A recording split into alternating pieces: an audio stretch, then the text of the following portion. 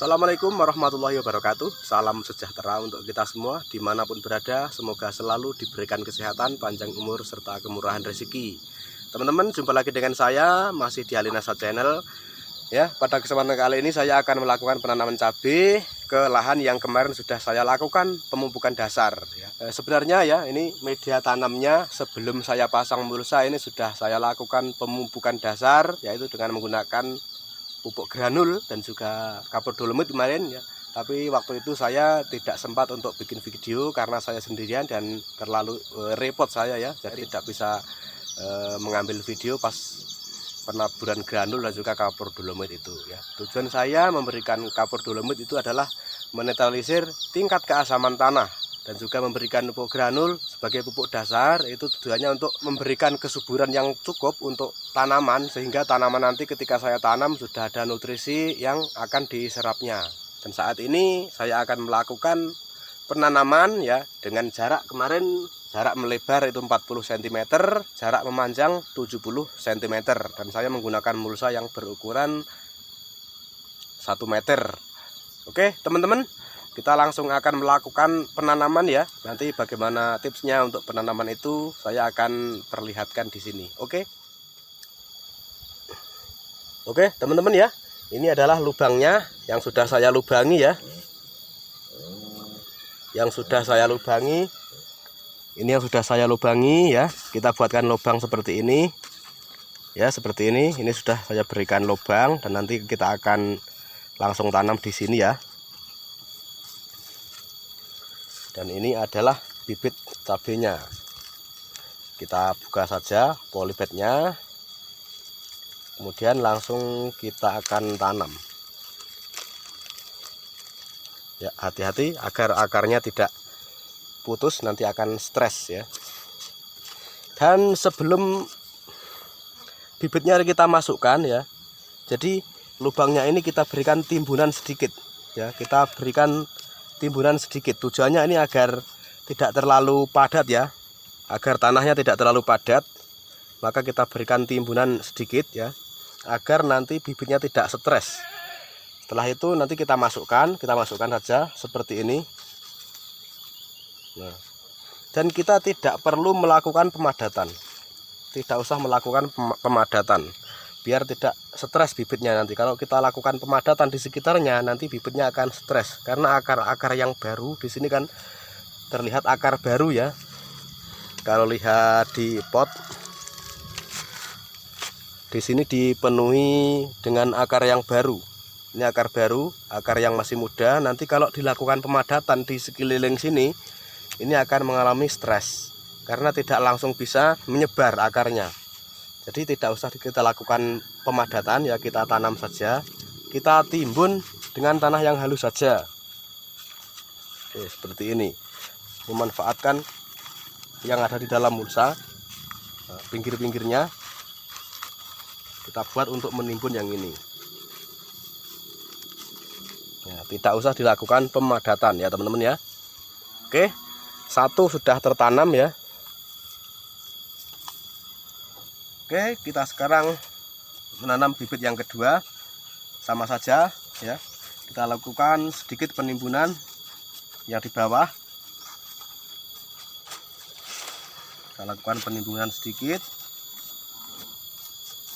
lalu kita masukkan bibitnya.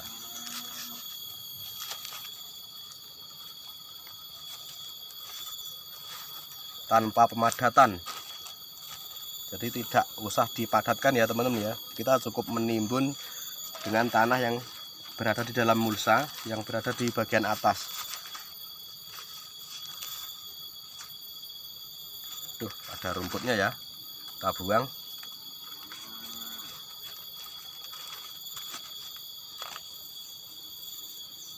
Karena mau roboh ya, ini kita buatkan penyangga untuk sementara.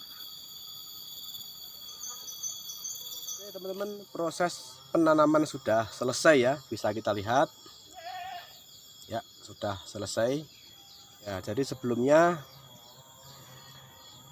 medianya ini sudah saya lakukan pemupukan dasar dengan menggunakan yaitu granul ya, ditambah dengan penaburan kapur dolomit ya untuk menetralkan tingkat keasaman tanah ya. Granulnya untuk memberikan kesuburan, untuk menyediakan nutrisi terhadap tanaman ya. Jadi kalau di awal sudah kita berikan pemupukan dasar, nanti ketika tanaman ini akarnya sudah mulai menjalar, di situ sudah ada nutrisi yang akan mereka serap ya.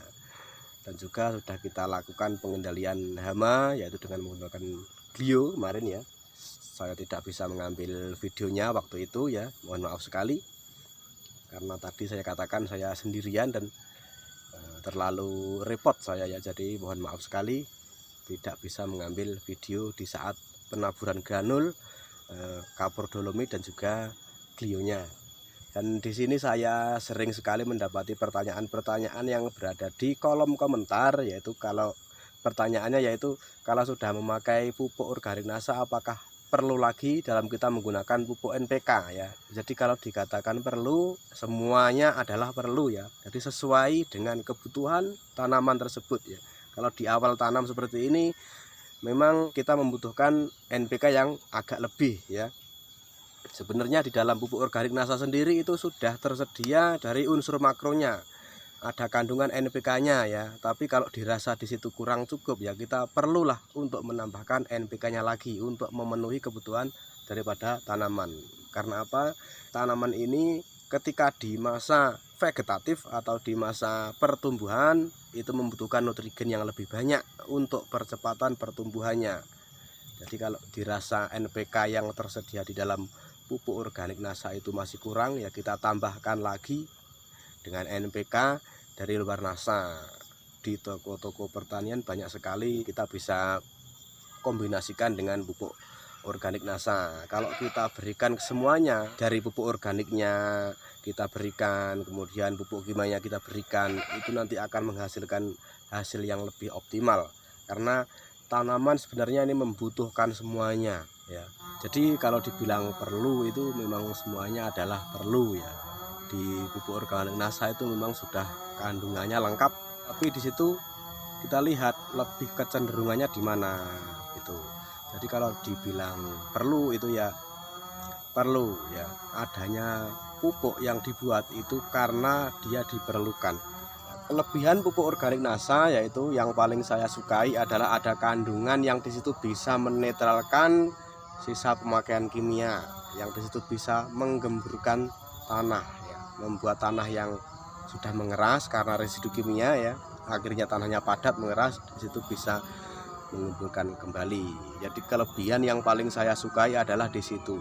Aman dipakai untuk jangka panjang, terutama bisa menghidupkan lagi pengendali hama alami yang sudah mati akibat terlalu banyaknya tanah menyerap pupuk yang kimia. Jadi pengendali hama alaminya akan hidup lagi sehingga akan membuat tanaman itu lebih kebal ya, lebih kebal terhadap serangan hama penyakit. Jadi tanaman tidak mudah untuk terserang hama penyakit. Terus ada lagi biasanya banyak yang teman-teman tanyakan ya, kalau pemakaian Green Star itu apa bisa dikombinasikan dengan POC NASA dan hormonik ya. Saya rasa kalau pemakaian Green Star itu tidak perlu dikombinasikan dengan POC NASA dan hormonik. Karena apa? Kandungan yang ada di dalamnya adalah sama ya. Jadi POC NASA dan hormonik, paduan POC NASA dan hormonik itu diserbukkan sehingga terjadilah Green Star. Kalau keduanya itu dipadukan ya artinya ya pemburusan saja, karena kandungan yang ada di dalamnya itu sama ya.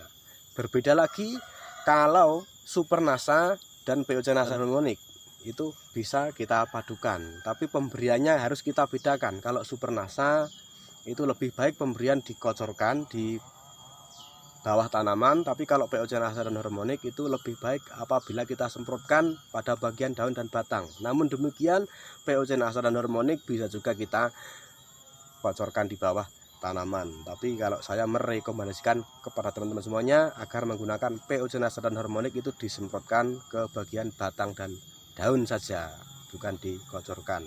Walaupun sebenarnya bisa juga dikocorkan ya. Kalau kita memberikan semuanya ya akan lebih optimal lagi karena kebutuhannya semakin lengkap.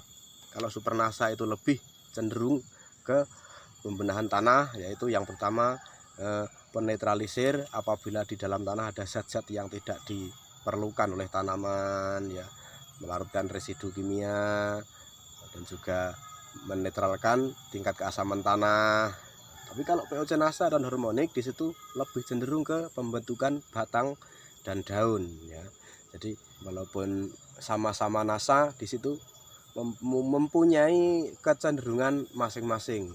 Nah, terus pertanyaan lagi, lalu bagaimana cara pengaplikasian antara pupuk kimia dan pupuk organik NASA ya. Ya, kalau di sini saya menjawab tergantung pupuk yang digunakan. Ketika kita menggunakan POC NASA dan hormonik ya, pupuk kimianya ya kita taburkan saja seperti biasanya apabila kita melakukan pemupukan dengan pupuk kimia, hanya saja di situ dosisnya dikurangi. Apabila dalam suatu lahan itu biasanya menghabiskan 1 karung pupuk kimia, maka setelah kita memadukan dengan pupuk organik NASA, maka setengah karungnya saja. Jadi di sini bisa mengurangi pemakaian pupuk kimianya hingga 50%-nya. Itu kalau kita menggunakan granul itu nanti bisa kita padukan, bisa kita aplikasikan menjadi satu, lalu kita taburkan bersamaan, tergantung dengan apa yang digunakan ya teman-teman ya. Oke, sampai jumpa lagi di video selanjutnya dan assalamualaikum warahmatullahi wabarakatuh. Semangat pagi dan selamat beragrokompleks.